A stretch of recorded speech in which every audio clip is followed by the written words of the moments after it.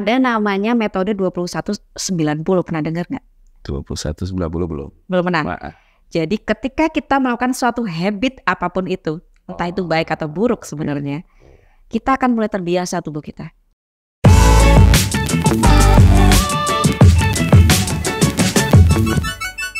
Welcome to Love Life Talks Spesial Tumbuh, di mana ini adalah bagian dari rangkaian pameran virtual produk keuangan digital dari Astra Financial. Kamu bisa dapetin berbagai produk keuangan mulai dari lifestyle, otomotif, sampai asuransi.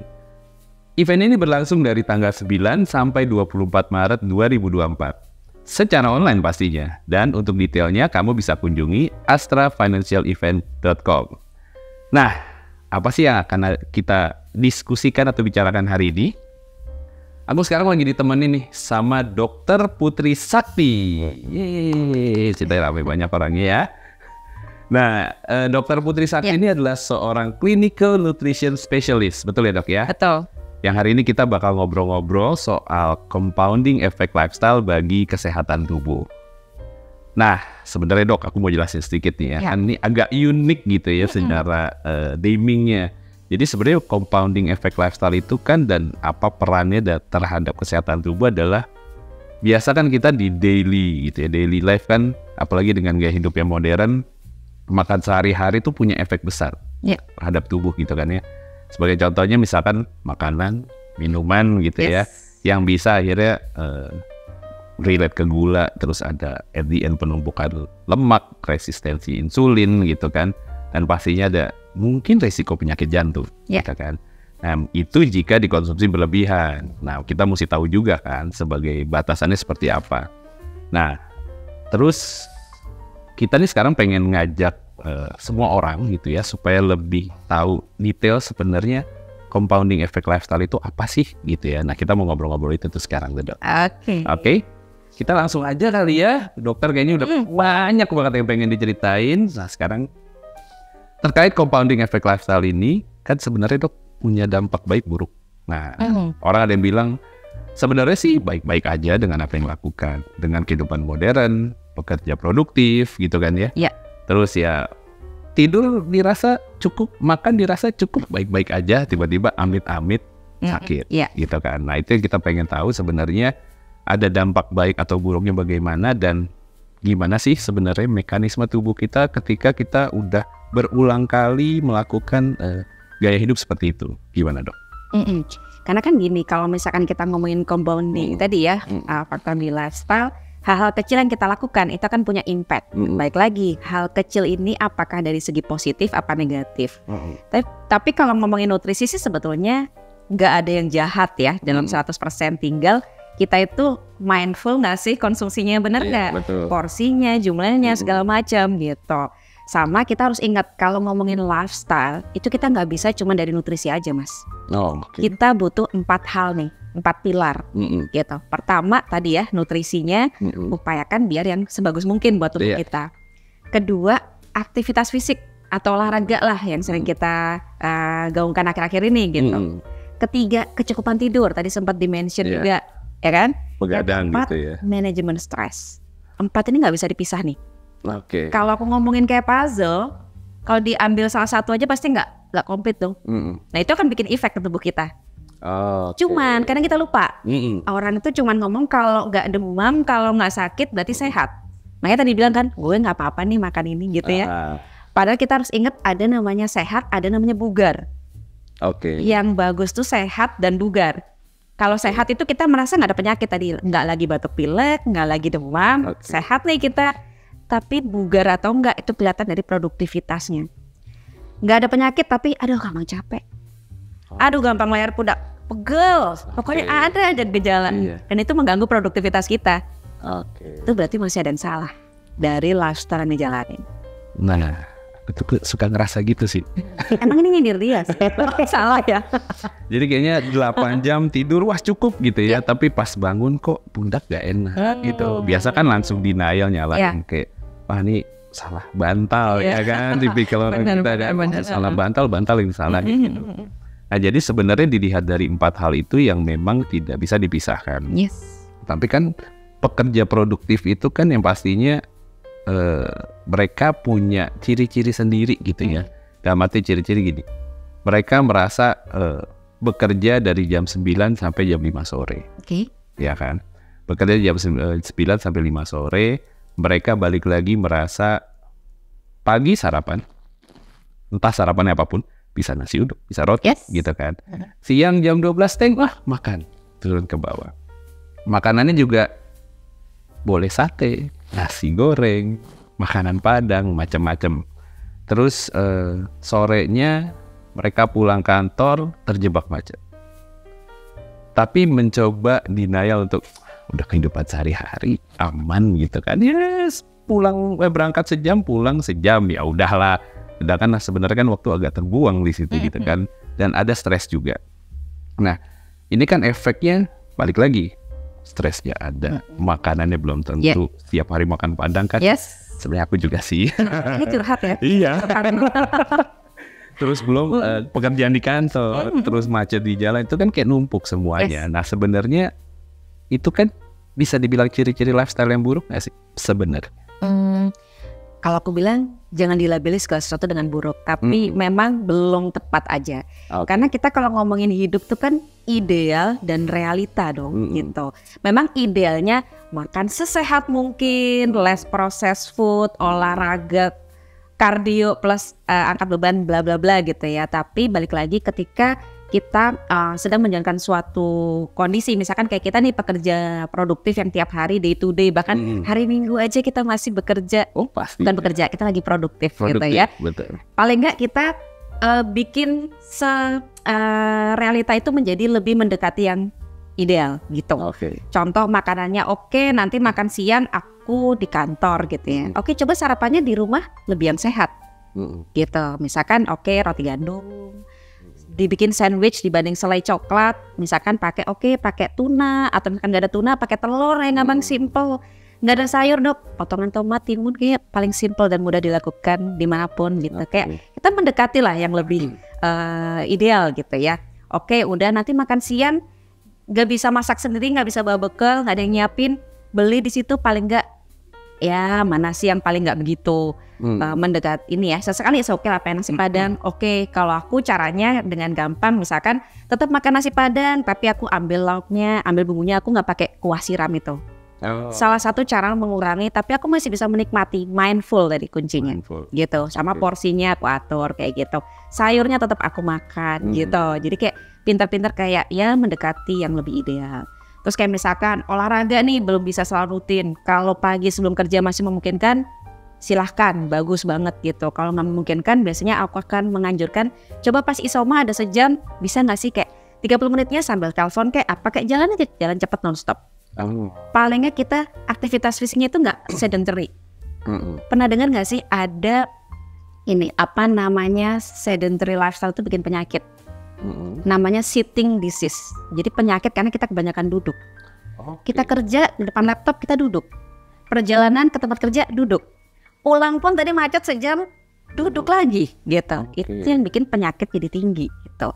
Tapi paling nggak ketika momen misalkan tadi, biar aku pulang udah capek dok, udah nggak sempat olahraga, ya udah isoma ngalahin deh 30 menitnya untuk makan dan lain-lain, 30 menitnya jalan di lingkungan kantor aja kalau mau dan memungkinkan gitu. Nanti kalau dari kecukupan tidur ya misalkan pelan-pelan beralih nih yang biasanya jam 12 malam, lagi nggak ada lemburan, coba aku majuin ke jam 10 deh, ngantuk aku benerin. Yang penting aku bisa tidur yang cukup terutama di malam hari, karena di malam hari itu tubuh kita akan memproduksi hormon, which is hormon ini sangat penting. Dia akan mengatur semua circadian rhythm organ tubuh kita. Yang tidak akan diproduksi di jam-jam lain, itu bedanya. Ya, nah terus nanti manajemen stres gimana? Kalau aku lebih suka biasanya untuk aku pribadi dan aku ngajar ke pasien adalah bikin jadi happy problems. Jadi ada problems apapun dibikin enjoy. Misalkan gini, orang akan ngeluh, ya minggu-minggu kok kerja sih. Kalau kita bikin happy, kita lagi produktif loh dari minggu, ya nggak, ketemu kenalan baru, kita happy. Itu kan memang tidak ideal 100%, tapi kita mendekati ke arah sana. Gitu. Jadi lebih ke mindset juga kali ya. Makanya tadi mindful, entah itu mindful eating, mindset kita. Jadi ya kita mesti bangun pagi kadang kan gitu ya. Kalau bangun pagi kayak mesti ke kantor, tidur kurang segala macam ya. Tapi jadi kalau aku sih lagi menerapkan something yang unik sih. Ini nggak tahu tepat apa enggak. Aku setiap pagi bangun, memang belum memulai olahraga secara rutin, tapi setiap hari tuh aku selalu berpikir today is gonna be a good day. Aku selalu bilang sama diriku kayak gitu. Jadi secara mindsetnya aku coba mengatur untuk hari ini adalah hari yang baik. If anything happen yang kurang baik, tapi secara mindsetnya sudah ready. Gitu. Nah itu mungkin bisa jadi salah satu untuk permulaan ya. Harus. Jadi memulai hari dengan lebih positif, sehingga kita mulai dengan sarapan paginya juga lebih sehat. Jadi terbentuknya kayak gitu. Itu betul. Bisa kayak gitu ya, Dek? Bisa banget karena manajemen stres atau tadi ya cara kita manage emosi kita, cara kita menghadapi hari itu akan ngefek kemana-mana. Contoh, ada kalau kita lagi stres, pengen yang manis-manis, atau istilahnya emotional eating. Stres dia jadi, adalah aku lagi stres, makan aja, minum manis. Tapi kalau kita dari awal udah membentengin, oke, ini semua dibikin happy problem, dibikin tadi mindsetnya lebih enjoy, kita manajemen stresnya lebih bagus. Jadi kita memanajemen segala macam, istilahnya jadi lebih bagus, termasuk ke makanan gitu. Jadi itu impactnya gede gitu. Terus kalau kita ngomongin lebih lanjut nih, kalau berhubungan sama medis ya, ketika seseorang itu stres, hormon kortisolnya tinggi, either dia naikin hormon lapar, tadi bikin stres emotional eating. Yang kedua dia menurunkan imunitas tubuh kita. Jadi ketika kita memulai hari dengan stres, kita akan membuat tubuh kita tuh lebih rentan penyakit tanpa kita sadari. Walaupun makan kita udah bagus, kita udah olahraga. Jadi sebenarnya sih tubuh udah memberikan alarm tersendiri. Seringan apapun itu. Kalau ada yang nggak normal, itu udah pasti ada nggak benar. Makanya sakit itu nggak selalu ada virus di dalam tubuh, nggak selalu ada bakteri. Jadi kalau tiba-tiba pusing gitu kan, tapi masuk angin, kurang tidur, tapi sebenarnya itu alarm juga kan. Ada sesuatu yang memang perlu dilakukan gitu kan, perlu dicek gitu. Betul. Apakah soal dari sisi medis, apakah memang ketidakseimbangan dalam sehariannya, lifestyle-nya. Nah sekarang aku mau nanya satu nih. Ini cukup menarik sih. Katanya kan kalau orang begadang, pekerja produktif gitu ya, pulang kantor kadang masih buka laptop. Gitu kan, buka laptop, and then masih kerja sehingga sampai malam dan mereka tidurnya jadi secara waktu tidur yang baiknya berkurang. Besok, let's say besok Sabtu, biar Seninnya nggak terlalu banyak pekerjaan. Alhasil tidurnya kurang, besok bangun siang. Atau besok dia bangun pagi untuk melakukan kegiatan lain. Sehingga singkat cerita, jam tidurnya jadi berkurang. Bisa dibalas besok. Sebenarnya jam tidur yang kurang itu bisa dibalas nggak sih, Dok? Atau digantikan gitu? Balik lagi tadi ya, kalau kita ngomongin idealnya gitu ya, idealnya itu kan kita pengennya untuk kesehatan kita butuh si hormon yang di malam hari tadi, Mas. Si hormon ini tidak akan diproduksi di siang hari atau sore hari. Gitu. Cuman kadang dibanding orang-orang yang udah begadang, tidurnya juga kurang, dia pasti resiko penyakitnya lebih gede. Gitu. Tapi kalau kita ngomongin kesehatan, memang paling bagus itu jam tidur untuk produksi hormon tadi, misalkan jam 10 sampai jam 2 itu kita jaga. Kita tidur. Jadi kalau aku pribadi, aku lebih suka ketika memang ada kegiatan. Let's say aku jam 10 aku usahain tidur. Nanti aku bangun nih misalkan jam 3, jam 4 pagi, aku lemburnya saya harus pindahin. Hormon aku nggak terganggu, aku masih bisa ngatur kerjaan gitu. Jadi itu lebih ke mindset kita harus pelan-pelan diubah. Gitu. Karena kan percuma nih misalkan kita produktivitasnya kenceng, terus ujungnya besok karena kurang tidur jadi mau olahraga males. Betul. Mau makan pasti males dong. Kayak maksudnya kayak jadi entah itu jadi makannya kurang atau malah berlebih. Gitu. Jadi nggak kontrol ya semuanya. Atau nggak mood kan, kadang kayak badan sakit pasti kita nggak nyaman mau kerja kan. Betul.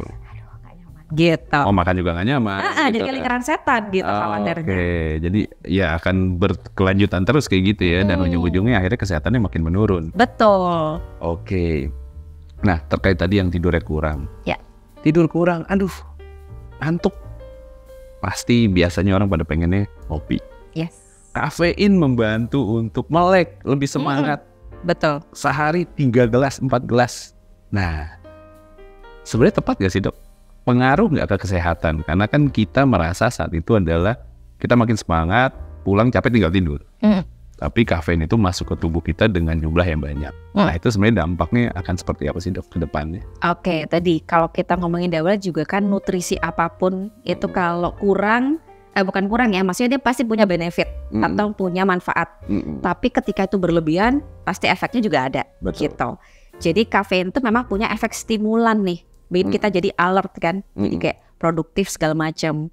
Tapi memang kalau berlebihan pasti akan bikin efek, entah itu ke asam lambung misalkan gitu ya, atau misalkan bikin jadi gangguan kualitas tidurnya tadi. Padahal kualitas tidur itu kayak jangka panjangnya tadi ya, muter besoknya jadi nggak nyaman dan lain-lain gitu.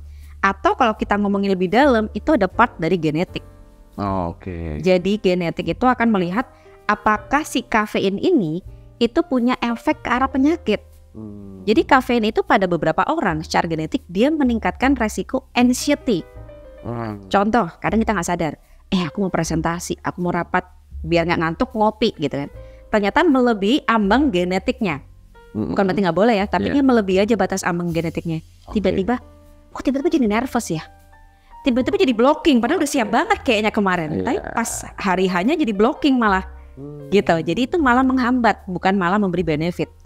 Kalau itu ngomongin yang paling presisi, ngomongin kafein gitu. Atau malah pada beberapa orang, kafein bisa memicu tekanan darah, bikin deg-degan, tensinya naik, bikin pusing.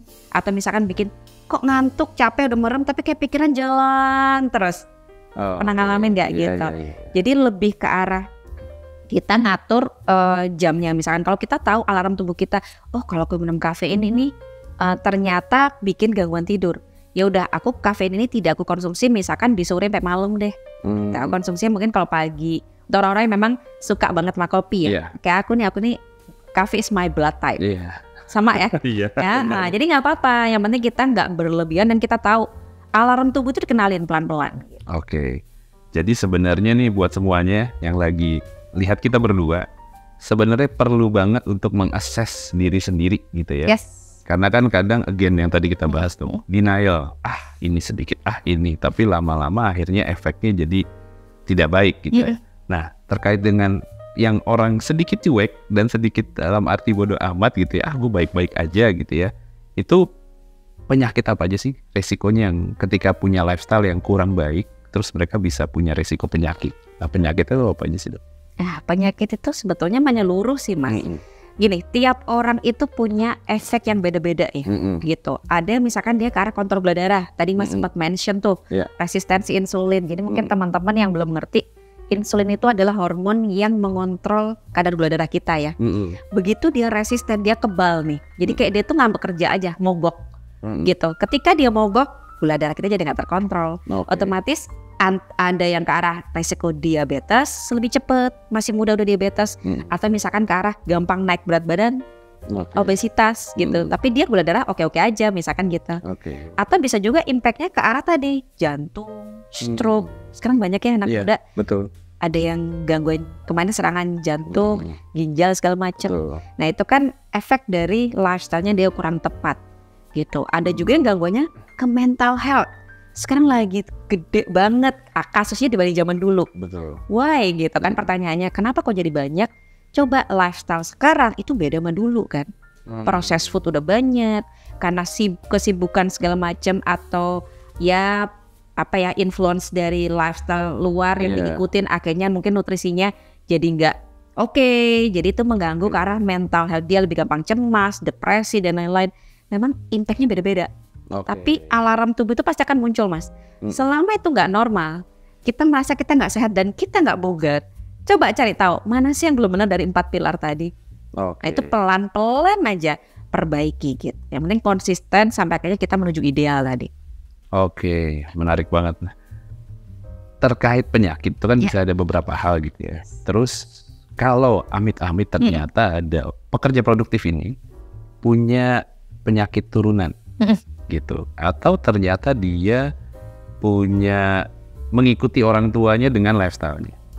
Nah itu mesti gimana sih dok? Misalkan ya amit-amit penyakit turunan, dia gimana sih caranya untuk realize bahwa punya penyakit turunan dan bagaimana dia untuk mengatur supaya ini tidak berkelanjutan? Atau ketika memang terbiasa punya lifestyle melihat orang tuanya, wah hidupnya seperti ini, baik-baik aja, tapi sebenarnya itu tidak baik. Nah, gimana sih caranya supaya kita bisa memaintain itu untuk berubah menjadi lebih baik? Ya, balik lagi ya, semua itu memang gak lepas dari diri sendiri kan Mas. Contoh nih Mas, kalau aku suruh Mas tiap hari lari ya biar sehat, mau gak? Kalau dari dalam dirinya aja belum ada motivasi. Kalau aku biasanya ngingetin pasien aku sih terutama ya, atau kalau misalkan lagi kayak gini nih ngasih edukasi, coba deh kenali dulu motivasi tiap orang tuh apa. Mas pengen apa sih, misalkan aku pengen badan aku bagus dok di depan kamera, ya udah lakukan gitu, perbaiki pelan-pelan lifestyle-nya. Ada yang ke arah orang tuanya misalkan tadi sakit, saya takut nih dok, saya punya diabetes juga, punya kencing manis juga, pelan-pelan ya udah kurangin dulu deh yang manis-manis, bertahap perbaiki gitu. Ada juga yang mungkin dia lebih ke arah dia pengen kerja yang nyaman untuk tubuh dia. Ya tadi balik lagi, kenali dulu motivasinya gitu. Nanti pelan-pelan tadi, kecil-kecil tapi konsisten dilakuin, itu akan bikin impact. Ada namanya metode 21-90, pernah dengar nggak? 21-90 belum pernah. Jadi ketika kita melakukan suatu habit apapun itu, entah itu baik atau buruk sebenarnya, kita akan mulai terbiasa tubuh kita. Contoh, kalau orang muslim puasa nih, puasa awal-awal Ramadan dia lemes, nanti minggu ketiga dia udah kayak biasa aja, udah mulai terbiasa tubuhnya, adaptasi. Setelah 90 hari dia melakukan rutinitas tersebut, itu akan menjadi habit. Jadi konsistensi menuju 3 bulan itu nggak semua orang berhasil menjadi pejuang itu. Tapi begitu dia mencapai 90 hari, itu akan menjadi habit. Contoh, aduh makan udah gak bisa banyak lagi, bukan karena takut gendut. Aduh tadi belum olahraga nih, merasa kehilangan gitu. Jadi pelan-pelan mulai dari motivasi, terus kecil-kecil tapi rutinin aja dulu, konsistensi itu bangun. Sehingga itu menjadi satu impact, harapannya menjadi sebuah habit. Gitu. Berarti sebenarnya kita harus punya goals dong. Harus dong. Ya dalam arti gini, kadang kita gini, kalau menurutku ya, kita perlu step back dulu nih. Apa sih yang terjadi sama tubuh? Oh ternyata udah gak sehat gitu kan. Berarti gue pengen sehat nih. Berarti punya goals pengen sehat. Gitu. Nah dari situ baru untuk mengatur lebih ke mindsetnya, berarti ini sudah tidak baik dilanjutkan gitu kan. Sehingga kita harus mengatur, sehingga mindsetnya memang sih sehari, 2 hari, 3 hari pertama wah berat banget gitu kan. Tapi ya balik lagi yang dokter bilang, kalau memang kita terbiasa dengan habitnya, ya otomatis kita akan menjadi lebih baik gitu kan ya. Nah terkait dengan si compounding effect ini, dari semua nutrisi yang kita konsumsi, tips-tipsnya apa aja sih dok? Balik lagi tadi ya, kenali sih goal atau motivasi kita dulu tuh apa gitu. Kemudian yang kedua, pelan-pelan tadi bangun perbaikan 4 pilar, mulai nutrisi, aktivitas fisik, tidur yang bagus kualitasnya, sama manajemen stres. Pelan-pelan mendekati ke arah yang ideal tadi, sesuai kondisi masing-masing. Jadi aku juga nggak bisa aku edukasinya sama dengan orang-orang yang punya shift malam kerjanya gitu, nggak bisa. Jadi setiap orang itu sangat personal. Kemudian lebih mindful aja gitu. Bukan berarti jadi hidup itu cuma boleh rebus kukus, misalkan let's say ya, bertahap aja, lebih mindful porsinya. Misalkan terus kayak tadi tuh, yang ini terlalu berlemak, aku nggak makan bumbunya deh, aku ambil bumbu yang ke bawah aja. Pemasakannya dibanding aku ngambil yang berkuah-kuah santan, aku nyoba pelan-pelan beralih yang ditumis atau yang berkuah-kuah, misalkan gitu. Jadi pelan-pelan bertahap, konsistensinya itu dijalankan. Kalau mengalami kesulitan, jangan takut untuk cari coach. Entah itu ke dokter, atau sekarang banyak ya kayak misalkan aplikasi atau apapun yang bisa membantu kita untuk mendirect pelan-pelan gitu. Karena kadang kalau kita sendiri agak susah gitu. Jadi jangan malu atau jangan malas untuk meminta bantuan gitu. Dan ini sebetulnya penting ya untuk bisa nge-build si konsistensi itu, perlunya dari lingkungan kerja atau lingkungan sekitar. Jadi kalau ada temen yang lagi ada perubahan lifestyle, jangan pernah dicengin deh. Cie lagi diet, ngapain sih diet, badan bagus gitu. Justru kita tuh kasih dopamin, hormon happy ke dia. Wah lagi diet ya, jadi pengen nih, pantesan nih badannya bagus gitu. Itu secara langsung juga harusnya akan memotivasi temennya sih. Betul. Itu yang mungkin harus dibangun juga ya. Yang mungkin akhir-akhir sekitar kita juga masih agak toksik juga. Kadang yang malah yang pengen perubahan malah dicengin gitu. Nah di teman kantorku ya, ada yang menarik sih. Awalnya mungkin dia coba-coba untuk nge-gym, coba-coba untuk lari, dan ngerasa dikit-dikit sakit. Akhirnya sekarang dia melakukan kegiatan rutin nge-gym, lari, makan diatur, di manage gitu ya. Dan sekarang udah turun 15 kilo gitu ya. Orangnya ada di balik kamera itu sih.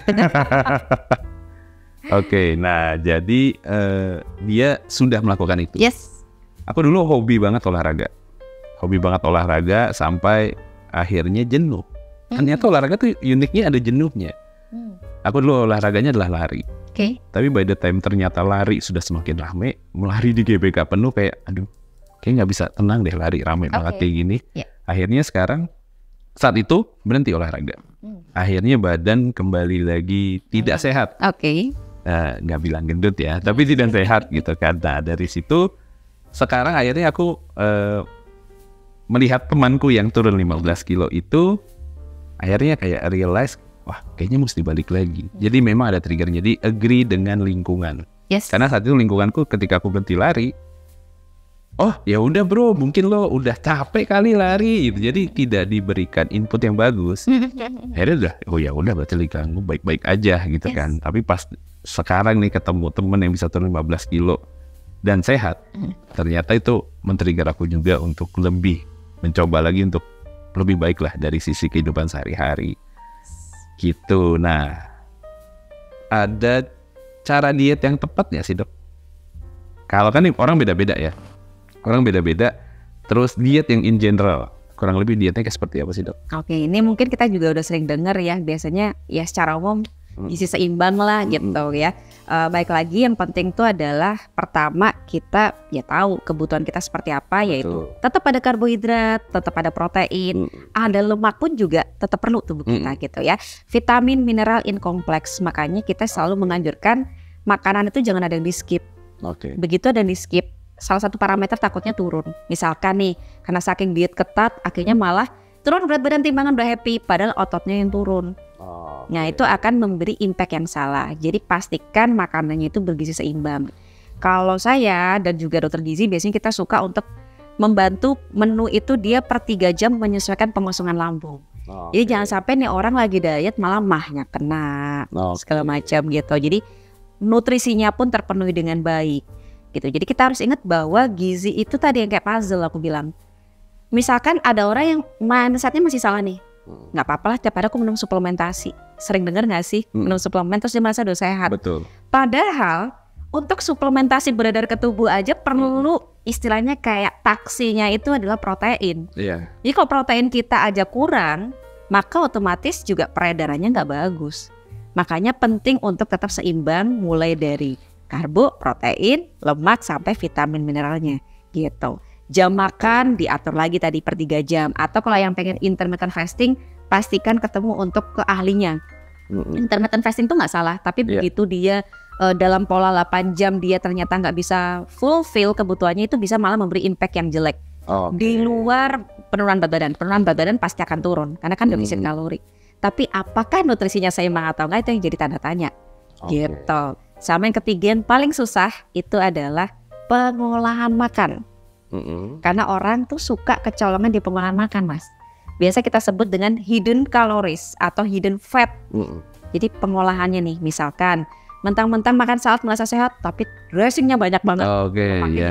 Kita nggak gitu. Atau misalkan sayurnya banyak, proteinnya kurang, gitu. Atau misalkan minyak deh, 1 sendok makan minyak itu kalorinya seperti sepiring nasi putih. Dok, saya udah makan nasi, tapi lemak gak turun-turun. Pengolahannya dia pasti masih tinggi minyak. Minyak masih boleh, tapi kayak lebih mindful. Kalau aku biasanya ngajarinnya tidak dituang, misalkan mulai dioles, disemprot, kan banyak ya, semprot minyak. Itu lebih peralihannya tuh lebih ke pinter-pinter manage aja sih sebenarnya. Bukan berarti dia harus rebus kukus yang bilang ya. Berarti nasi goreng minyaknya banyak dong ya? Saya nasi goreng masih bikin, tapi aku minyak nggak pernah aku tuang. Jadi aku lebih ke untuk nguangin bumbu aja. Yang lainnya aku mainin di kaldu dan bumbu utama, rempah-rempah dan lain-lain. Cobain deh, tetap enak. Tetap enak. Jadi mesti ada tips and triknya juga ya kalau. Iya benar.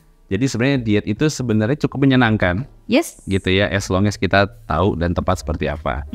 Nah, kita akan ngobrol-ngobrol lagi lebih lanjut. Jadi kita akan kembali lagi setelah ini, gitu ya. Oke, nah sekarang kita kembali lagi nih sama Dokter Putri. Kita akan bahas tadi udah banyak banget gitu ya yang kita bahas ya. Dari sisi diet, terus dari sisi gaya hidup, dari sisi mindset, mindful, everything gitu ya. Itu udah semuanya udah kita discuss gitu ya. Nah, bagi para pekerja produktif yang masih sedikit bandel gitu kan, dalam arti yang masih denial. Nah, dari sisi denial itu kan kadang akhirnya timbul resiko dong, gitu kan. Resikonya tiba-tiba amit-amit jangan sampai harus dirawat atau harus ada pengobatan. Betul. Nah, selama ini dok kan pasti ada tuh pasien yang memang sudah sampai di level harus pengobatan dan amit-amit perawatan. Betul. Gitu ya. Nah itu biayanya pasti akan lumayan banget ya dok ya? Banget. Iya. Banget. Dan kan sering ada mindset di sekitar yang aku sering dengar ya.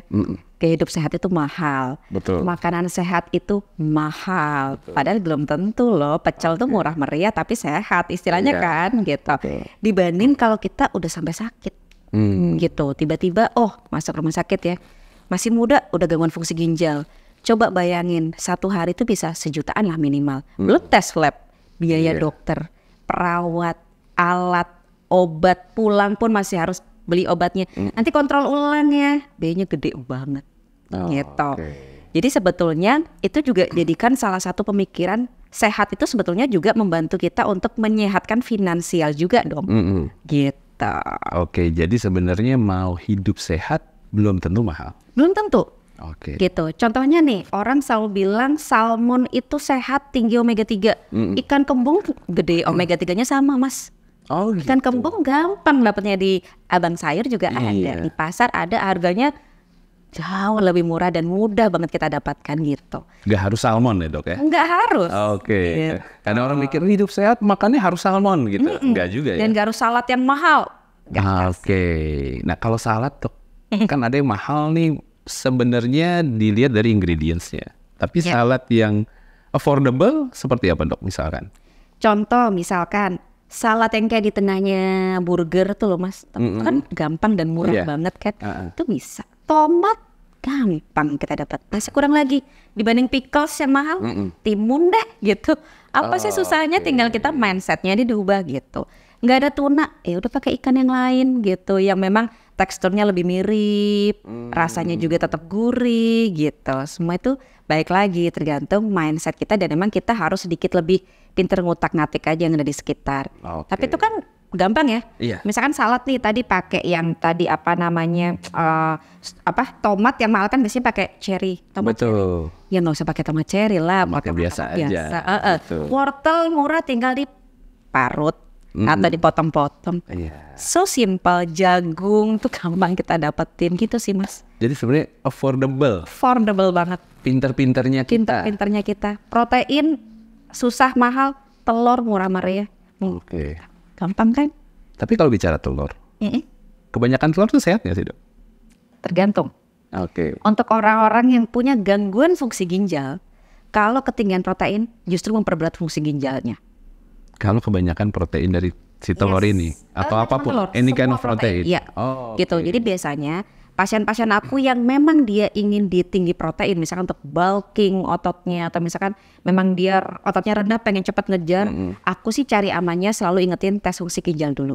Karena sekarang banyak loh anak muda yang fungsi ginjalnya udah mulai turun. Beberapa waktu yang lalu pernah dengar nggak ada kasus masih umur 30-an udah rutin cuci darah. 3 bulan. 30 tahunan. 30 tahunan. Dia udah harus rutin cuci darah. Cuci darah, biayanya kayak apa? Kan rutin setiap minggu kan cuci darah gitu dan seumur hidup. Jadi kalau mau tes fungsi ginjal dulu gitu. Makanya kalau di perusahaan-perusahaan dia akan ngebantu dengan MCO rutin kan. Betul. Jadinya begitu ada yang mulai agak turun nih bisa segera dikasih ke dokter atau kepada ahlinya gitu. Salah satunya tadi protein itu bagus untuk tubuh kita gitu. Di tinggi protein boleh.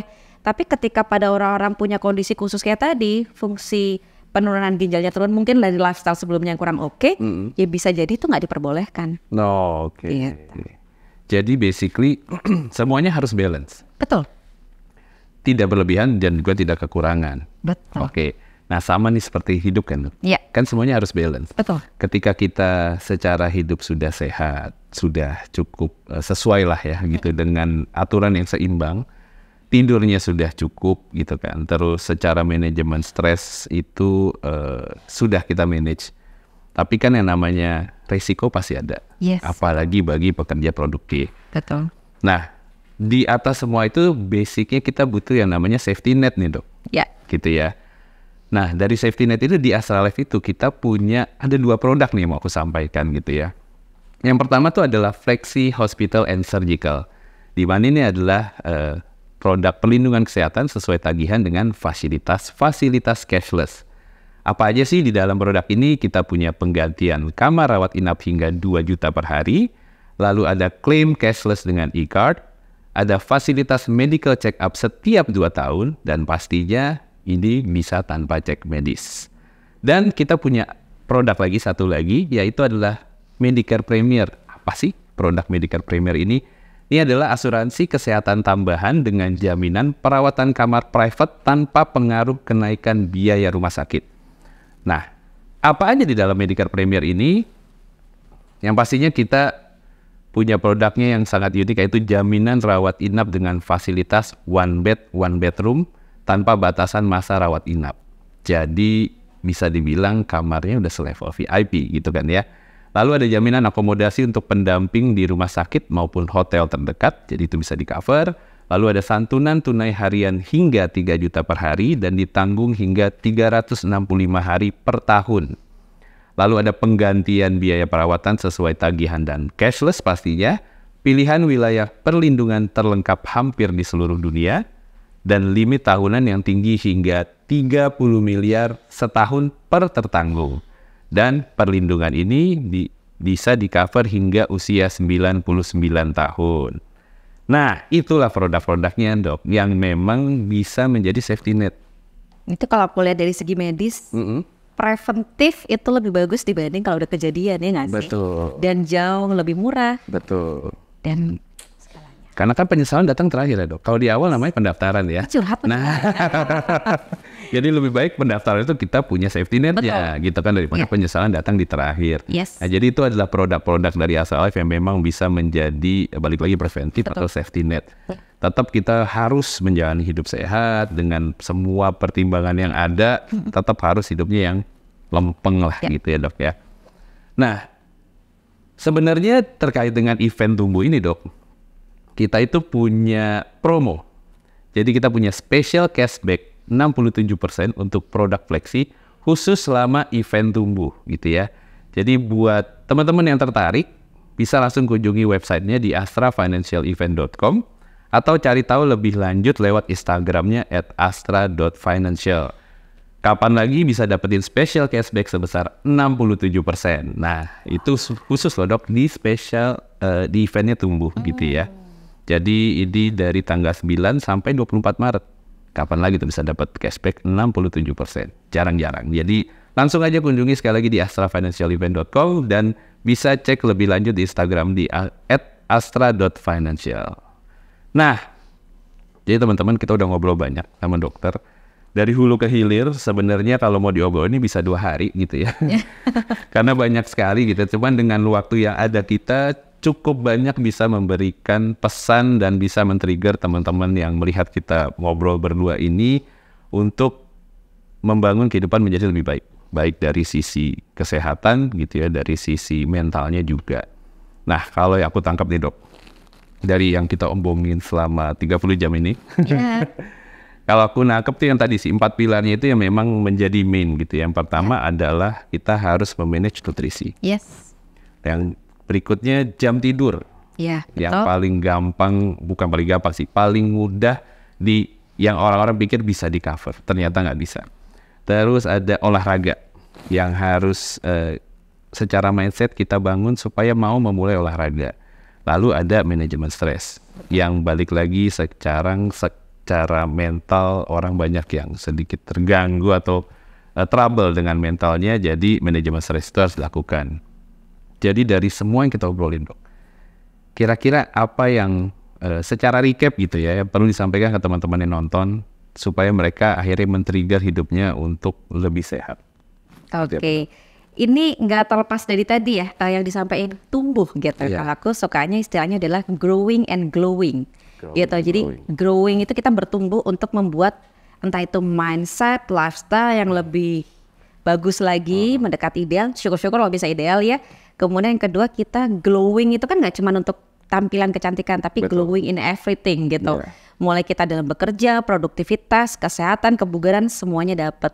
Dan tadi 4 pilar itu memang harus dikerjakan secara bertahap aja. Yang penting adalah small act itu lebih ada secara konsisten dibanding gak ada sama sekali gitu.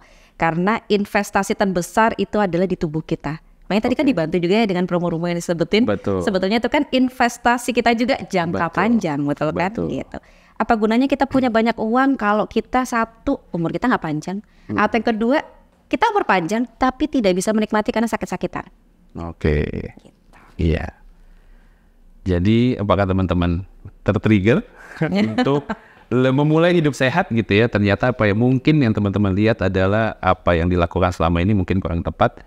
Jadi teman-teman bisa step back untuk melihat dan mengakses dirinya, apakah ada sesuatu yang tidak normal, sehingga harus diperbaiki supaya kehidupannya menjadi lebih baik. Nah kalau aku sih sebenarnya gini dok, aku dari dulu berpegang dengan satu kata gitu ya, bisa dibilang kalimat singkat, itu bahasa Latin. Sic parvis magna, itu adalah greatness from small beginning. Gitu, jadi yang sekarang aku dengar dari dokter, apapun bisa dilakukan, kita bisa create habitnya dari small things gitu ya, sehingga kita bisa jadi something yang lebih baik lah. Gitu. Oke, kalau kayak gitu dokter, terima kasih banyak obrolan kita yang sangat seru, terus sangat-sangat punya dapat insight juga gitu ya buat membuat kehidupan Valdi ini menjadi lebih baik juga dan teman-teman pastinya. Jadi again terima kasih dokter, kita sampai ketemu lagi di kesempatan berikutnya. Dan buat teman-teman, thank you juga udah nonton kita berdua. Kita masih punya rangkaian lagi, kita masih punya another promo, jadi bisa langsung visit aja di astra.financial atau di astrafinancialevent.com. Itu udah banyak banget promo dari kita dan akan ada talk show yang lainnya lagi. Oke, kalau gitu dokter, again terima kasih, sampai jumpa lagi. Dan buat teman-teman, see you di Love Life Talk Special, tunggu selanjutnya.